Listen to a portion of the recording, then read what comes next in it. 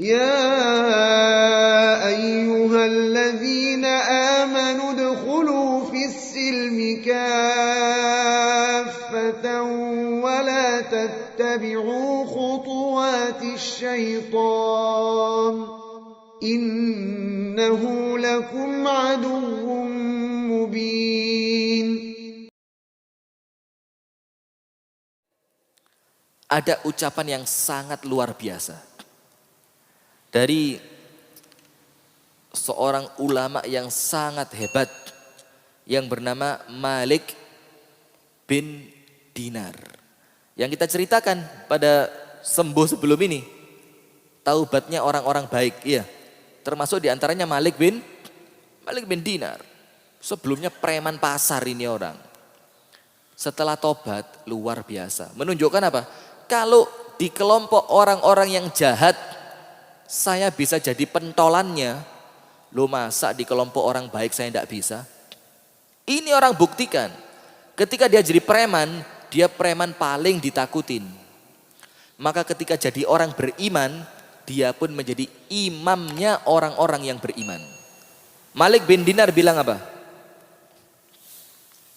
Ittaqus sahirata allati tasharu qulubal ulama wa tulhihim 'anillahi ta'ala wa hiya ashar wa aqbah min sihri Harut wa Marut lianna dhalika yufarriqu bainal mar'i wa zawjihi wa hadha yufarriqu bainal 'abdi wa rabbih wa hadha sihr ad-dunya. Malik bin Dinar bilang apa? Hati-hati. Ada satu sihir yang sihir ini menyihir hatinya para ulama.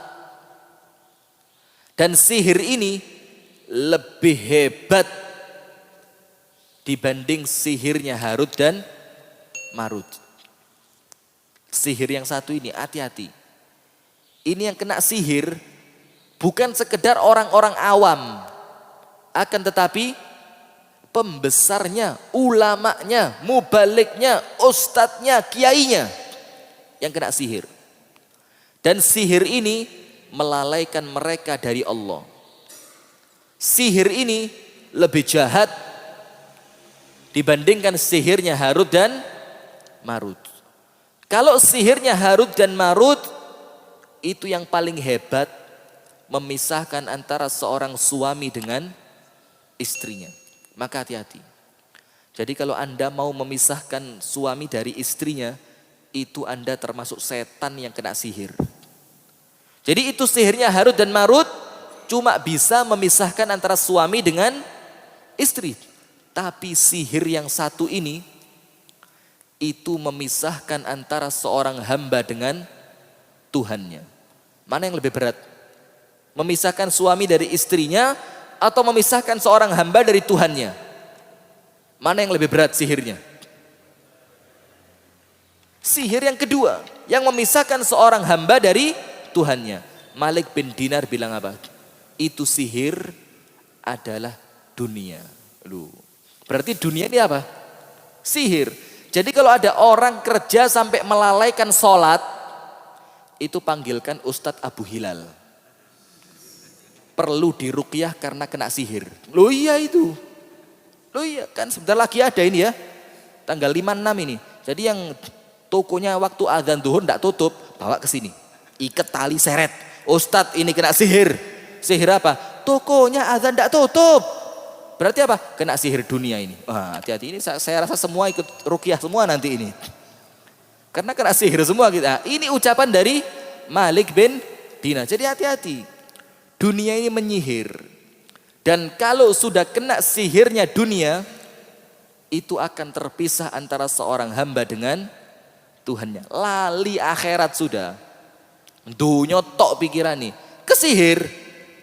Dan orang kena sihir itu tidak sadar. Iya enggak? Tidak sadar. Orang kena pelet gitu ya. Perempuan welek gitu. Kok ditresnani? Biasa orang kampung bilang apa? Oh dipelet.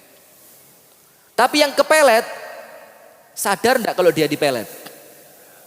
Yang benar kayak pernah dipelet saja Anda. Sadar enggak ini orang yang dipelet kalau dia kena pelet? Ndak sadar. Elek ya ketok ayu. Luwemu kaya apa ya ketok luwangsing. Semuk seksi gitu. Padahal elek. Kenapa? Matanya ditutupi jin. Kena pelet. Sama orang yang di dunia ini. Ndak sadar kalau sedang di pelet sama dunia. Nanti setelah mati jinnya kabur, sihirnya hilang, baru sadar lu tiba elek lawemu wireng. Itu kalau sudah sihirnya hilang. Dan dunia ini akan hilang sihirnya. Sayangnya kalau kita sudah mati baru tahu ternyata dunia cuma menyihir saya. Ketoke apik tibakno elek. Nah itu ucapan Malik bin Dinar. Jadi hati-hati. Dunia ini sihir. Kalau kita tidak hati-hati, kita tidak akan sadar kalau kita kesihir kecuali setelah kita meninggal dunia. Yang berikutnya, Al-Imam Al-Hasanul Basri. Beliau mengatakan, laqad adrakna an-nas wa hum yarawna ad-dunya 'indahum kawadi'atin yu'addunaha ila sahibiha laisa lahum fiha milkun walidzalika dhahabu ila al-akhirati khifafan. Ini rumus yang sangat hebat. Kalau kepingin nanti meninggal dunia itu enteng, ini rumusnya. Siapa yang kalau meninggal kepingin berat siapa? Tidak ada. Kita ini kepingin rata-rata kalau meninggal beban kita sudah habis. Maka meninggalnya itu enteng, ini rumusnya. Dan ini kita pasangnya di mana? Di toko. Bukan buat jimat. Buat apa? Buat pengingat. Kita pasangnya di kantor, di tempat kerja, di mobil. Ini perlu kita pasang yang gampang dilihat. Biar nanti kalaupun meninggal dunia sewaktu-waktu, meninggalnya sudah enteng. Karena dunia ini memberatkan. Apa Al-Hasan Al-Basri mengatakan? Dulu saya telah mendapati manusia yang mereka itu memandang dunia ini sekedar titipan. Yang mereka yakin mereka harus mengembalikan titipan ini kepada pemiliknya. Dan mereka sama sekali tidak memiliki hak milik di dunia itu. Oleh sebab itu, ketika mereka pulang ke akhirat, hati-hati loh ya. Ke akhirat itu apa? Pulang. Tidak ada orang tidak pulang, pasti pulang. Oleh sebab itu, ketika mereka pulang ke akhirat, mereka pergi dalam keadaan enteng. Kenapa enteng? Mereka tidak punya apa-apa di dunia ini. Maka hisabnya pun sebentar. Alah gak duwe apa-apa. Hisab diluk tok. Beres langsung masuk surga. Kenapa? Karena selama di dunia mereka itu bilang apa? Ini dunia cuma titipan. Kalau titipan berarti apa? Harus dijaga baik-baik. Jangan sampai rusak. Ini amanah. Harus dikembalikan kepada yang nitipi. Siapa yang nitipi? Allah. Bagaimana caranya mengembalikan kepada Allah? Kita gunakan untuk kemaslahatan agama Allah Subhanahu wa ta'ala. Maka Imam Hasan Basri mengatakan, kalau orang zaman dulu mereka nganggep dunia itu titipan. Maka tidak sombong dititipi kok. Sombong, tidak ada, titipan tok. Sebagaimana kita sering ucapkan seperti ilmunya tukang parkir. Bayangkan mobil banyak, motor banyak, bagus-bagus, tidak sombong dia.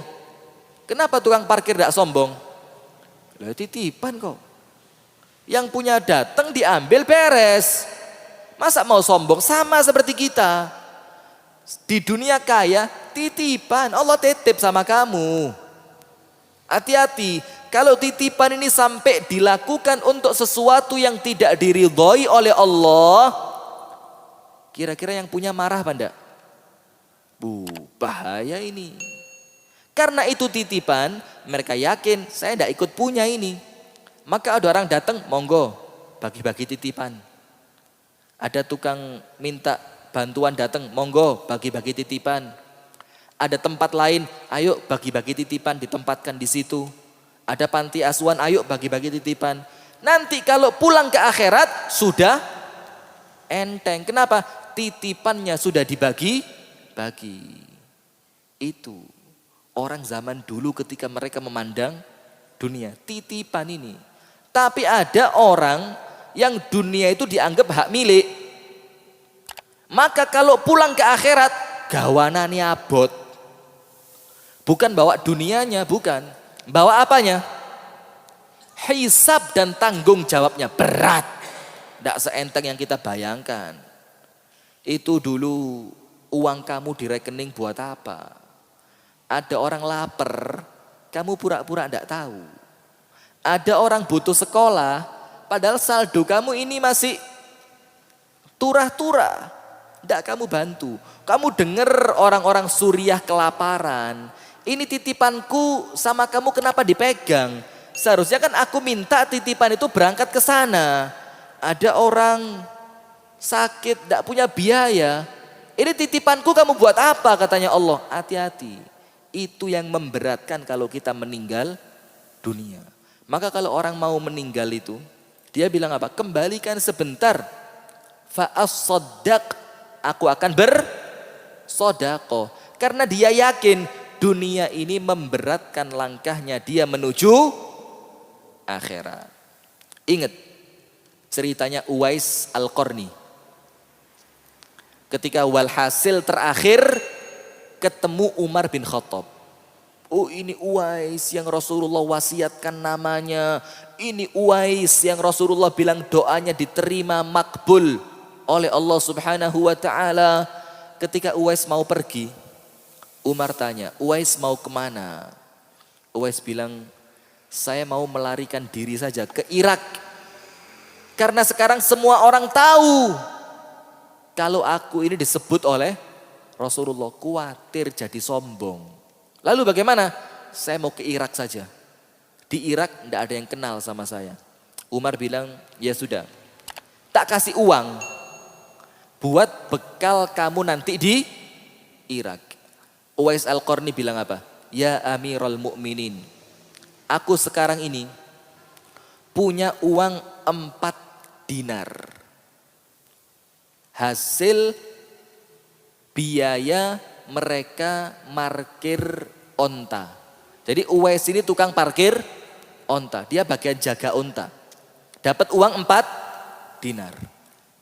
Aku pun tidak tahu apakah uang ini akan habis sebelum aku meninggal dunia atau tidak. Kalau aku meninggal uang ini belum habis dan kamu tambah uang sama saya, nanti hisapnya berat. Padahal 4 ini saja saya belum tahu. Duluan mana? Habisnya uang atau habisnya nyawa saya? Kalau uang ini belum habis, saya sudah mati. Itu berat. Nanti saya ke akhirat hisapnya panjang. Ini orang cerdas. Tidak tertipu dunia. Kemudian yang berikutnya. Yang terakhir. Abdullah bin Al-Mubarak. Ini pun luar biasa ya. Bapaknya budak tukang jaga kebun anggur. Dipek mantu sama majikan. Ini hebat juga. Majikannya ndak malu ngambil mantu dari budaknya. Karena budak ini walaupun budak tapi ngerti agama. Itu yang dicari sekarang. Buat apa kaya tapi ngabot-ngaboti tanggung jawab. Ini budak tapi ngerti aturan. Ngerti agama. Dipek mantu. Luar biasa kan. Nah sudah maaf. Bapaknya Abdullah bin Mubarak. Akhirnya lahir Abdullah bin Al-Mubarak. Sudah. Dia mengatakan apa? Ad-dunya sijnul mu'min. Wa a'zamu a'malihi fis sijn as-sabr wa kadhmil ghaidh. Walil mu'mini fid dunya Wa laisa lil mu'mini fid dunya daulatun wa innama daulatuhu ghadan fil akhirah. Ini yang terakhir luar biasa. Abdullah bin Al-Mubarak mengatakan apa? Dunia ini adalah penjaranya orang yang beriman. Sesuai dengan hadis Rasulullah sallallahu alaihi wasallam. Maka sekarang perhatikan. Ada orang di dunia dianggap penjara. Sekarang lihat. Kecuali Indonesia ya, kayak hitungan ini. Ada orang di penjara bawa kulkas gitu. Di penjara pakai AC. Tapi di Indonesia ya ada. Ya apa contohnya ya? Tapi normalnya tidak ada gitu loh ya. Penjara itu sengsara. Tidak duwe apa-apa. Masa di penjara punya simpenan. Punya brankas. Punya kasur enak. Punya lemari. Kan tidak ada. Itulah dunia ini. Dunia ini ibarat penjara. Tidak usah nggawa apa-apa wis. Cukup bisa makan, bisa pakaian, bisa hidup beres. Karena ini adalah penjara.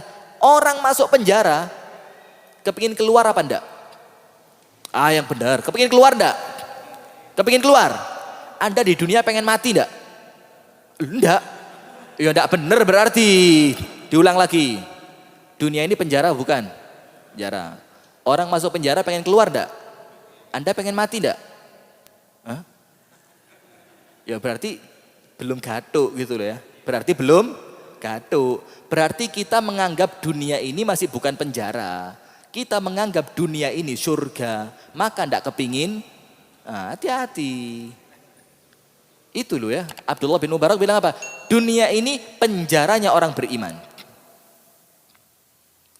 Dan amalan orang yang dipenjara yang paling besar itu 2 amalannya. Apa? Yang pertama sabar. Yang kedua ndak boleh ngamuan. Loh di penjara kok ngamuan? Tutuk sama sipir. Sembrono tok. Penjara kok ngamuan. Dan sabar. Keimangan gak enak, yo sabar, protes. Mau makan di mana kalau ndak makan itu? Kita pun sama. Sabar. Kenapa? Karena dunia ini ndak enak. Itu lazimnya. Kalau Anda sudah merasa dunia enak, berarti ndak lazim Anda, hati-hati. Tuh. Hati-hati loh ya. Kalau tiba-tiba mati, pas Anda kok merasakan nikmatnya dunia, la ilaha illallah. Bahaya ini. Maka sabar. Kenapa? Karena yang kita hadapin di dunia yang ibarat penjara ini pasti tidak enak. Itu untuk orang beriman. Dan harus nahan amarah. Tidak oleh ngamuan. Soge, medit. Tidak boleh ngamuan. Biasa saja. Biarkan mereka kaya. Dan tidak dilarang. Dan harus kaya kalau bisa. Tapi kekayaannya dibuat apa? Mengabdi untuk agama Allah. Kemudian dia mengatakan, kalau di dunia ibarat penjara, maka orang di penjara itu tidak memiliki kepemilikan. Lemariku loh, mulai digawa lemari. Tidak bisa. Ini inventaris negara ini. Ini inventarisnya Allah ini. Maka tidak boleh orang keluar penjara bawa barang. Tidak boleh. Sebagaimana orang mati bawa mobil. Boleh tidak? Tidak boleh. Aku mati loh nak. Aku lek mati Avanza, Xenia, sedan putih. Masukkan kuburan semua loh ya. Buat apa Pak? Loh gotekku kok. Boleh begitu? Itulah dunia ini. Anda keluar dari sini. Tidak boleh bawa apa-apa. Tidak boleh. Maka bagaimana caranya? Kirim dulu mulai sekarang dikirim ke akhirat. Nanti tidak usah diminta melok dewe dia. Ikut dengan sendirinya. Dan dia selama di dunia itu tidak akan memiliki kepemilikan.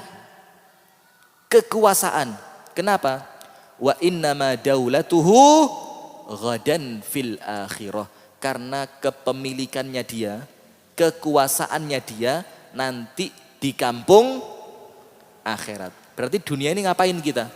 Mampir, ngombe. Dan itu sesuai sabdanya Rasulullah. Jadilah di dunia itu seperti orang yang nyebrang atau orang asing. Nyabrang, ada orang nyabrang jalan, di tengah jalan gitu. Gelar karpet. Ini nyabrang ini. Tapi di tengah-tengah jalan gelar karpet, minum dia. Makan camilan, tabrak truk sampean. Nyabrang kok gelar karpet. Orang nyabrang itu bagaimana? Bergegas, cepat-cepat. Seperti kita di dunia, lagi nyabrang kok leha-leha. Oh, santai-santai. Tidak ada. Mati dilindas truk. Rasulullah bilang atau yang lainnya seperti orang yang musafir berteduh di bawah pohon untuk minum thumma raha fatarakaha. Kemudian dia bergegas dan dia tinggalkan pohon itu. Yaitu dunia ini pohon itu. Karena apa? Perjalanan kita sebelum nyampe pohon panjang, Pak. Mulai alam arwah situ. Berapa tahun di sana? Tidak ada yang tahu. Dan ubur-uburan kita untuk masuk ke sel telur antara ovum dan sel itu saingan juga, panjang juga. Baru alam rahim dunia ini. Setelah ini lebih panjang lagi. Maka kita di sini sekedar mampir minum. Maka ketika mampir minum jangan enak-enakan. Jangan mampir minum bikin rumah besar. Ibarat jembatan. Dunia ini ibarat jembatan untuk sampai di akhirat. Ada orang di tengah jembatan bangun rumah ada. Suramadu itu, Anda mau ke Madura, Surabaya, Madura. Di tengah-tengah bikin rumah. Tingkat lagi rumahnya. Garasi besar. Mobilnya banyak. Kepruk sama Jokowi. Oh, golek perkara ini orang. Kenapa? Loh, ini jembatan, Mas. Yang sampean tuju bukan jembatannya, tapi apa yang ada setelah. Nah, itulah kita sekarang. Dunia ini jembatan kita. Yang kita mau tuju bukan di sini di jembatannya, tapi nanti setelah kita nyebrang jembatan, yaitu negeri akhirat. Itulah hadirin sekalian, bagaimana orang-orang yang salih memandang dunia.